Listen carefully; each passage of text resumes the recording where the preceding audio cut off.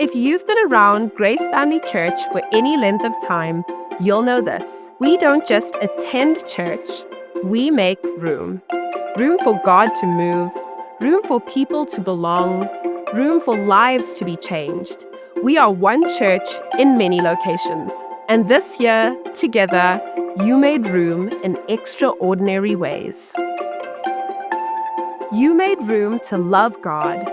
Across our campuses, 301 people were baptized, declaring new life in Jesus. Week after week, people gathered on Sundays, lifting their eyes, their hands, and their hearts in worship. More than 13,000 minutes of worship rose heavenward, and somehow, over 39,000 cups of coffee were served along the way. And none of this happens without people. Our volunteers showed up and served faithfully and made space for others to encounter God. You made room to love people. Over 300 people found connection at newcomers' dinners and dessert evenings. 269 people explored faith through Alpha, asking honest questions in safe spaces. Thousands of kids stepped into the adventure of following Jesus.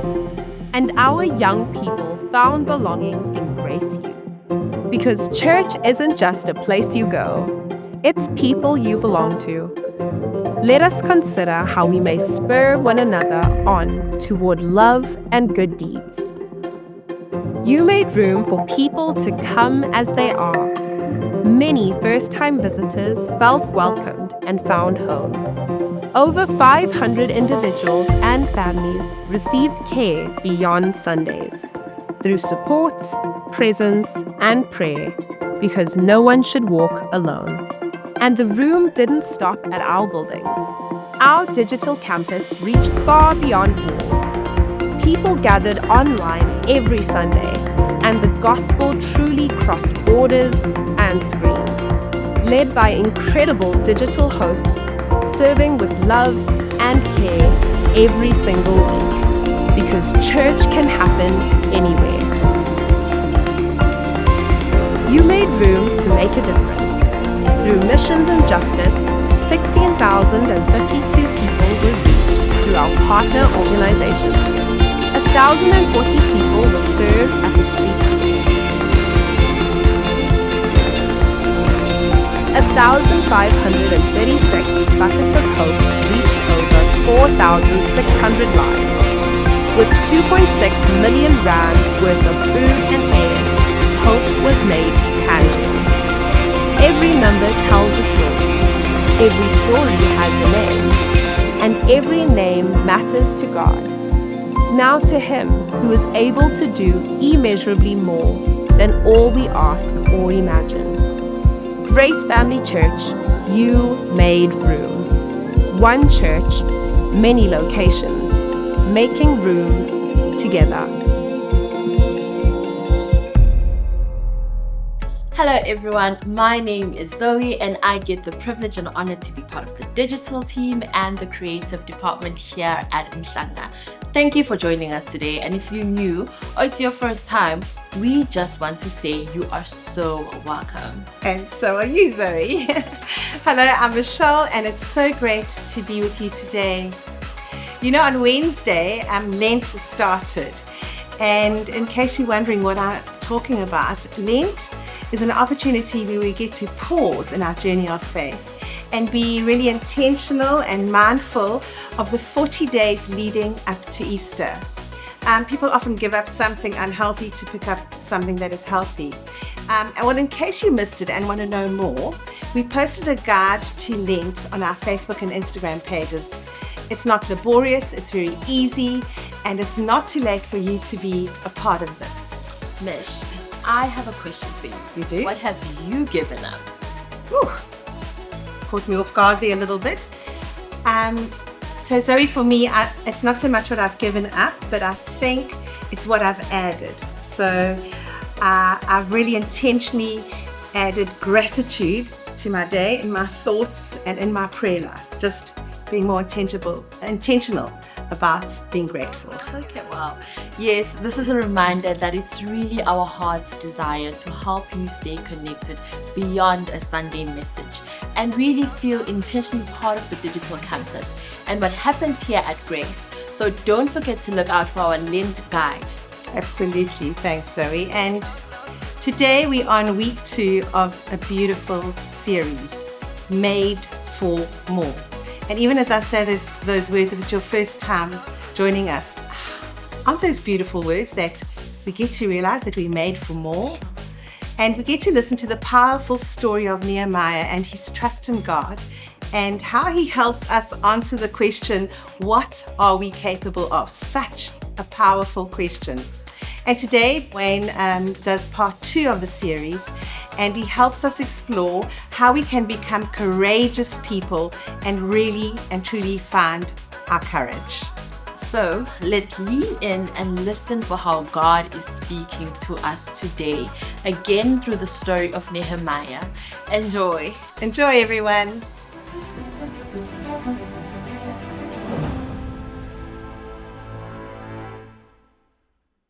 Hey, Grace Digital, just a warm hello from me for just where you're sitting, wherever in the world.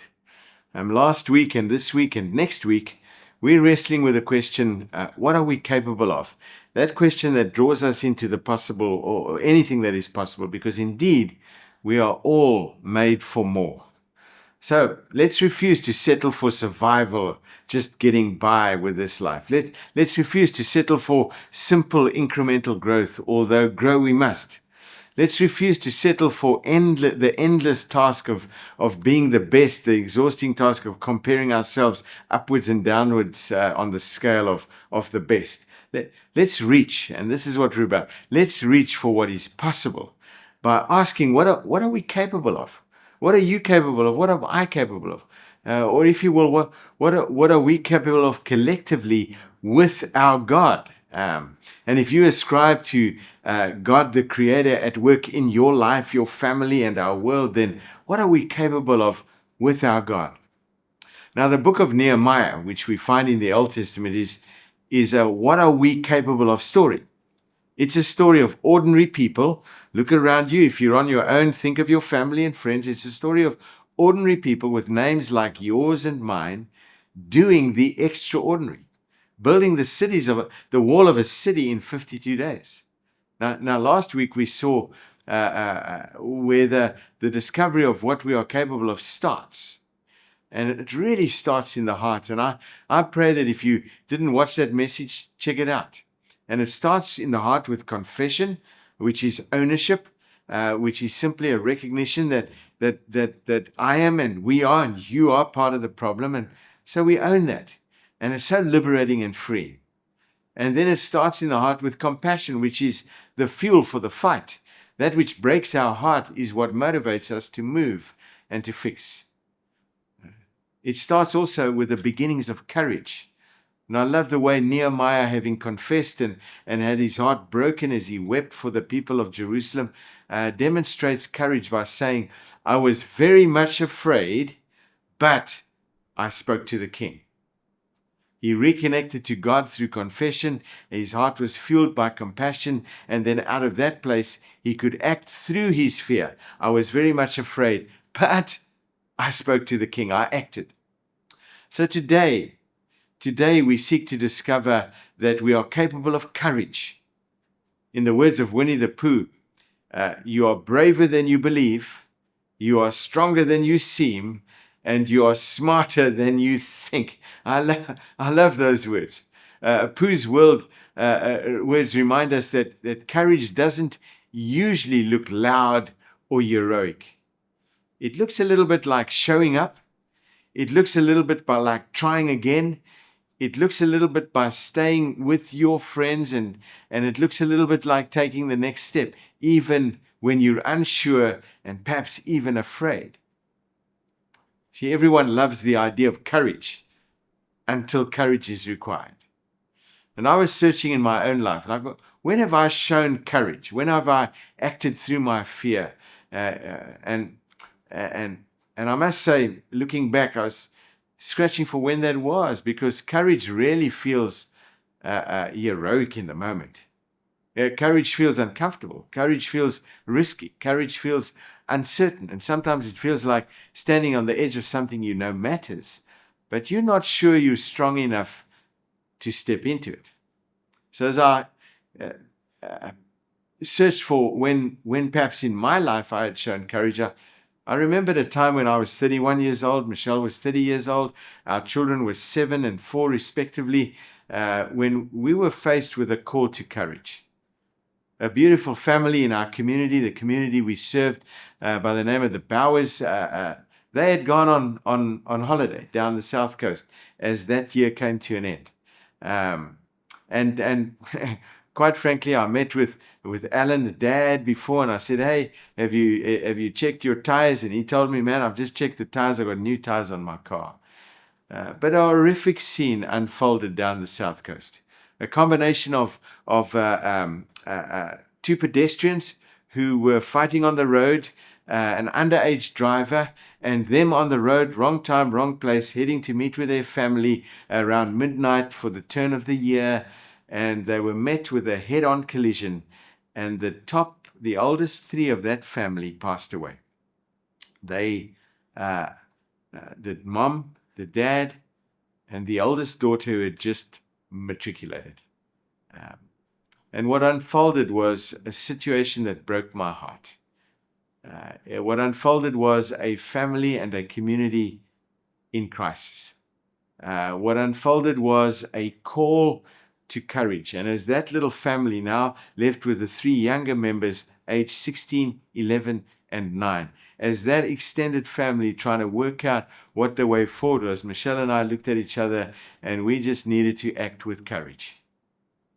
And we just offered, we said, we will look after these 3 children for as long as it takes for sense to be made or arrangements to be made. And so into our home of 4 came 3 broken-bodied, broken-hearted children. And it took us courage. It took my children to have courage. As young as they were, my oldest daughter to this day has a little bit of separation anxiety. That's the word I'm looking for. And she still to this day says, "Bye, Dad, bye, Dad, bye, Dad." For far too young, she realized that she had to, parents could die, you know. So we all face wars, right? We all face rubble that is bigger than our resource.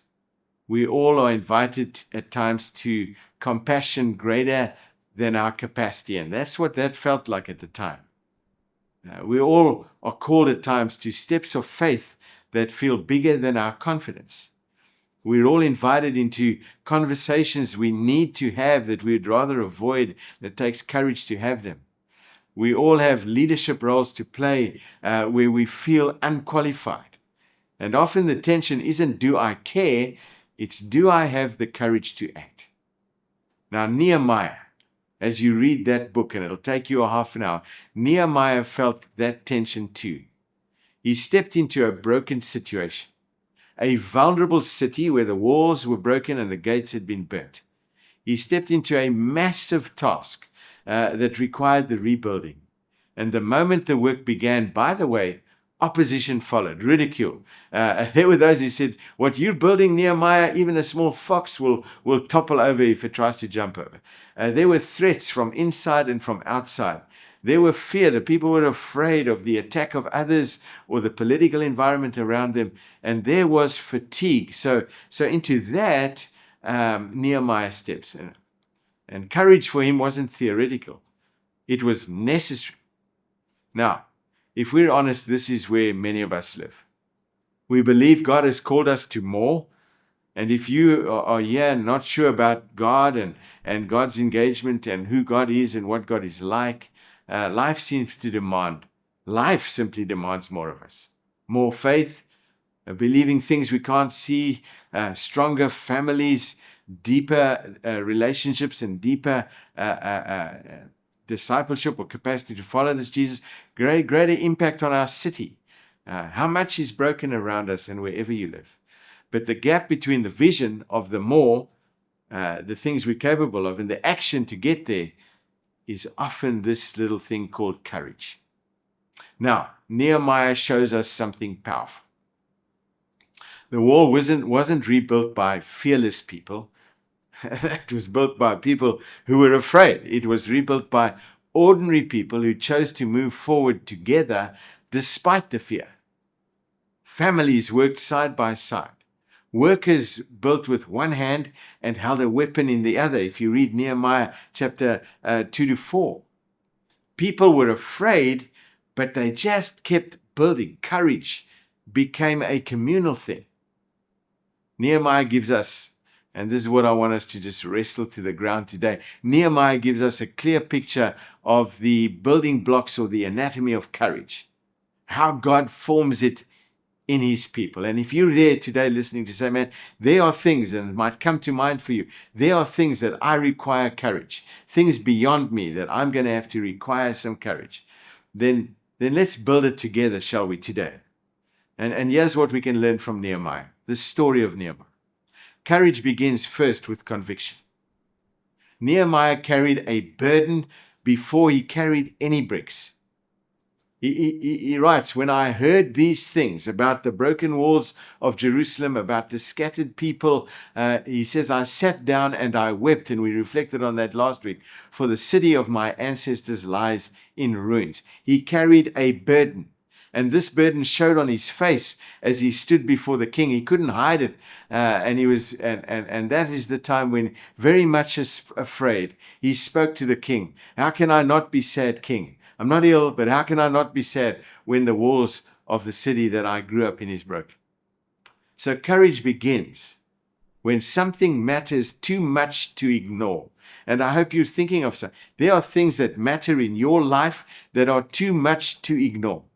It matters more than our fear, and it matters more than our frailty. It matters. Family, relationships, situations around you where you live. And here's the question, what matters to you much more than you can ignore? What matters to you that is much more to do nothing about? It probably starts in front of your house, because in the story of Nehemiah, each family started and repaired the wall in front of their home.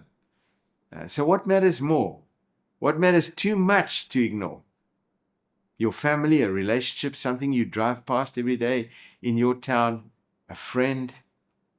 So courage begins for Nehemiah with conviction. And I want to ask, what matters too much to ignore in your world, in front of your home?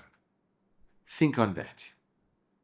The second building block, if you like, or stone, is this. Courage is anchored in prayer. You see, every time opposition rose and stones were thrown at Nehemiah, he prays. And he has two of the prayers. He says, hear us, our God, for we are despised. And he was responding to the incredible criticism that was coming his way. And then he says, but we prayed to our God, and we posted a guard day and night. And I love that prayer. We prayed and we acted.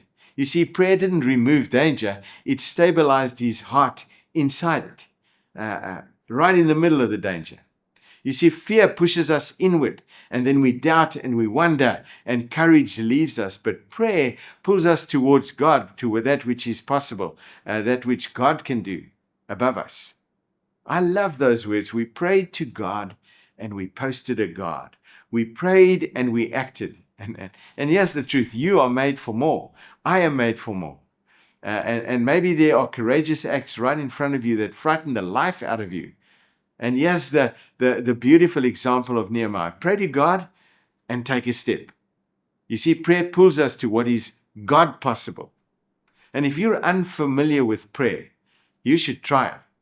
It's seeking to meet the impossible needs before us, the things that are bigger than us and require courage that we perhaps sometimes don't have, but we tackle those things with God's resources. We prayed to God and we posted to God. We did what we could, but we prayed to God. And prayer is simple. It's like a child talking to a father. Jesus says, pray like this, our Father. You don't need special language. You don't need a different accent. You don't need to use fancy words. You don't have to have an American accent for that matter. Just talk to God. We pray to God and we post it to God. I remember when we took those 3 beautiful children, broken-bodied and broken-hearted, into our home. Our house was inundated with the teenage, and I like to think of them as locusts because they ate everything in our house. There were about 20 teenagers that were constantly in my home over the days and weeks that followed that tragic accident. We had extra mouths to feed. And there was a time when Michelle flopped down into the couch and it didn't even feel like a prayer. It felt like a shopping list, She said in her mind, I got to get some groceries. And in her head, she said, I need to go to the shops. And then she made a list of about 5 to 6 things. And she said, man, I don't have the energy for this. But she was just making a list in her head. And she listed the items, those 6 things. She prayed to God. And then she got up to go. And as she reached for the door, the doorbell rang. And a woman we did not know stood at the door of our home. I get quite emotional when I think about it. But she said, I was doing my shopping and I thought of you and I got you a few things. And friends, item for item, the list that Michelle had almost prayerfully made was in the bag. And here's a beautiful thought, that long before Michelle prayed, the woman had got the idea to buy a few things, item for item. You see, courage is anchored in prayer. Pray to God and post to God. Pray to God and take a step. Courage is strengthened. Here's the third thing. I've got 3 stones now. The third thing. So you pray to God and you take a step. Courage anchored in prayer. But the third one is this. Courage is strengthened in community. Nehemiah records that the people, the ordinary people, they rebuilt the walls of Jerusalem side by side. It records that from that day on, half of my men did the work, while the other half were equipped with spears. Each of the builders wore his sword at his side, and he worked. But side by side, they built the walls. No one carried the burden alone. And so courage is found in community. No one fought alone. No one built alone. They had a shared vision, and that shared mission multiplied the bravery that those people had. Again, as I remembered the story of a time when me and my family required great courage, as Michelle and I cared for 3 children and the extended family, the community cared for us. I remember fellow pastors arriving at my door, marching down the passage, embracing us, saying a prayer with us, handing us an envelope. Friends thought about things we did not even think about.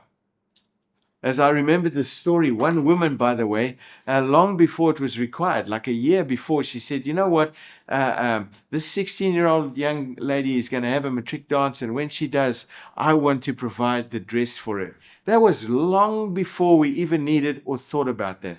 But people carried our hearts as we acted with kind of fearful courage, if you like. Now you may feel alone. But I pray, God, not here in the community of Grace Family Church, both in the physical campuses, but to you. Now, you may watch alone now, but I'd love you to know you're not alone. I'd love you to look around. I'd love you to connect with the hosts that are connecting with you, even online. You can send an email, but you are not alone. Look around you. If you're watching with other people, look around you. Give thanks to God for them because they are with you. No one builds alone. So courage is built in community, in connection. You can be both vulnerable in community and accountable. And we invite our people to make sure that if you feel alone, that you perhaps vulnerably reach out to others, Trust them with your life and your heart, and see what God does through them in you and with you. See, courage is built in community. No one in the book and story of Nehemiah built alone. Shoulder to shoulder, hand in hand. It's a beautiful thing. And fourthly, courage. 4 stones. The 4th stone, courage requires action despite our fear. They were afraid, but that wasn't a sign to stop. They were afraid, but they kept building. Nehemiah says to the people, don't be afraid of them. Don't be afraid of the critics. Don't be afraid of those who threaten. Remember the Lord who is great and awesome, and fight for your families. So remember the Lord who is great and awesome, and fight for your families. Fight for that thing which is worth fighting for, that is too important to ignore. It's the thing I'm inviting you to think about. Fight for that. I'm so often confronted with such brokenness in family life. Decisions that people make that hurt each other. Decisions people make to give up. And this call to fight for your families is just so vital, and so often requires courage, real courage. And I say to people who are threatening to tear their families apart, husbands and wives and the like, you got 4 options. You can separate with great destruction, and you can hurt each other. You can stay together dysfunctionally, and you can cause each other endless and daily pain. You can, quite frankly, part though, and here's a courageous choice. You can separate, but offer each other life as you do so in an honoring and loving way, or you can come together, recognize that the stuff that you think is so important that causes you to break your home can be redeemed, and you can come together in a new and life-giving way. It takes courage to choose life over death. At one point, Nehemiah states, he says, so we rebuilt the wall, for the people worked with all their heart. Courage, in a way, requires us to work with all our heart. Courage is not the absence of fear. Courage is obedience while we are afraid. It's working with all of your heart. And so here's the question. What requires you to work with all your heart right now? Overcoming the fear, acting despite the fear, and choosing a God-given life. What's more important, and what's so important that you dare not ignore it, that you best work with all your heart. And maybe you're starting to feel the stirrings of the call to courage as you face this next week to come. Now, lastly, the 5th stone, building block for courage. Courage protects focus. When enemies tried to distract Nehemiah, he responded with these words, recognizing that this was just distraction. He said, I'm carrying on a great project. It's important, it's vital, and I cannot come down and meet you now, because there were those critics that were inviting him to come down, and they meant him harm, quite frankly. He said, I can't come down. I will not be distracted by you.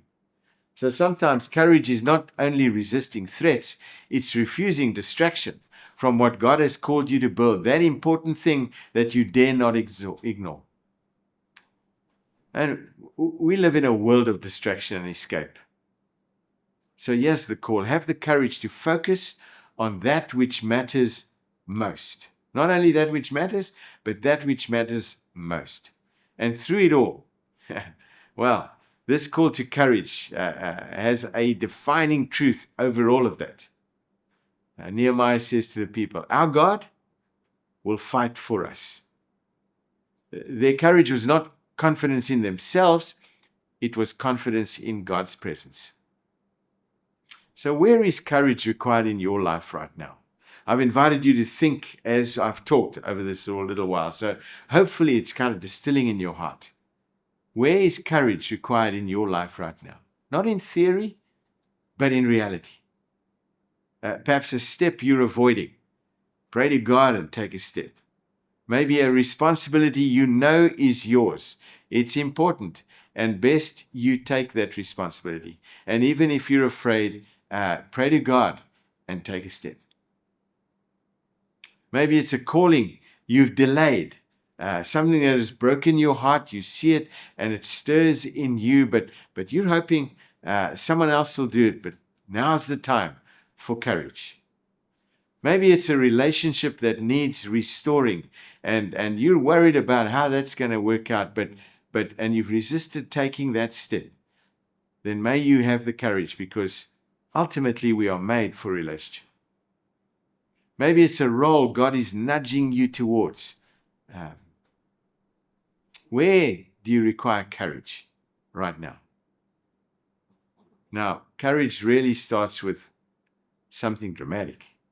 It starts with one faithful step. So pray, step forward. Refuse to come down from what God has asked you to build. Refuse to be distracted. You don't need to feel ready. You need to be willing. And so now imagine what happens, if you like, when courage spreads through a community. And your courage may well be a catalyst. Imagine when families take ownership of their spiritual lives. Imagine when leaders step up instead of stepping back. Imagine what our world looks like if people serve where needed, not just where they're comfortable. Imagine if across our world, prayer fuels the action of those who believe that we're capable of greater things. Imagine when fear no longer determines obedience. Now that's what happened in the Nehemiah story. And when the wall was finished, even their enemies recognized it. They realized that this work had been done with the help of God. That's what we read in Nehemiah 6:16. And that's our hope too. Here at Grace, across all of our campuses, and particularly on the digital campus, not that people would look at us and say, what a strong church, but that they would say, only God could have done that through them. So here's the question for us as a community, you, the digital community. If each of us, just where we are, builds our section, if we pray like it depends on God, if we act even when we are afraid, if we refuse to come down and be distracted from what God has called us to do, and we get into all other things, what might God do among us that none of us could do alone? So as we stir up courage within us, I'm going to invite you to listen to the song that I wrote. We listened to it last week. It's a song that says, God, you make us brave again. It's a song that says, you give us a vision. It's a song that says, you call us out of the rubble. It's a song that beautifully, beautifully invites us to be courageous and brave, because we are made for more and we are capable of much with our God. Isn't that a beautiful thing? And then what you are doing, even as you courageously say, because we are made for more, we are made to be generous. And when you give to this community, when you take what God has blessed you with and you give, you are part of the building of a community that hopefully God will look at and say, or the people around will look at and say, look what God is doing through them. And we have much to do around the world to ensure that God's desire for a healed world is made real and visible. So you're invited always to consider how you want to contribute to this work of God through this digital campus, because it's amazing what God is doing as we are simply faithful with this wonderful way of communicating to the world. So now, as you listen, as you give, as you consider what God's calling you, what courage God is calling you to, may you sense a stirring, because you're made for more and you're capable of much, even through what is fearful and beyond you. We are made for more. So let me pray, and then the song will play. Let's pray together. Our Lord, you are about an amazing work, and you call ordinary people like us into that. And sometimes that's scary. But may we, so inspired by the story of Nehemiah, 2,500 years ago, may we be inspired today to courage, to real courage. Would you, God, work in us and through us to do immeasurably more than we can imagine? You call us and invite us to be brave again. As we listen, Lord, would you speak to us individually, wherever we are? Amen.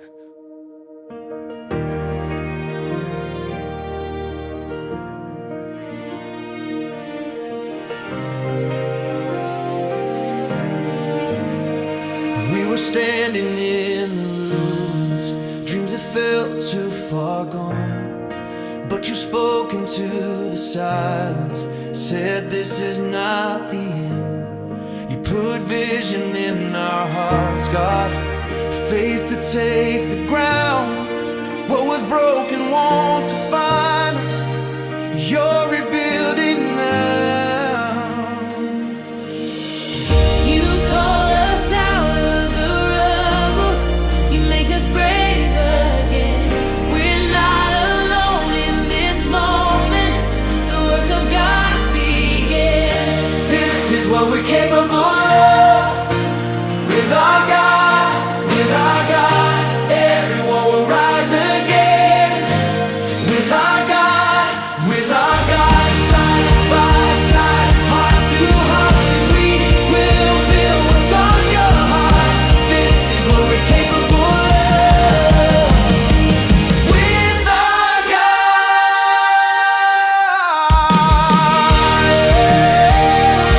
oh yeah. With our God,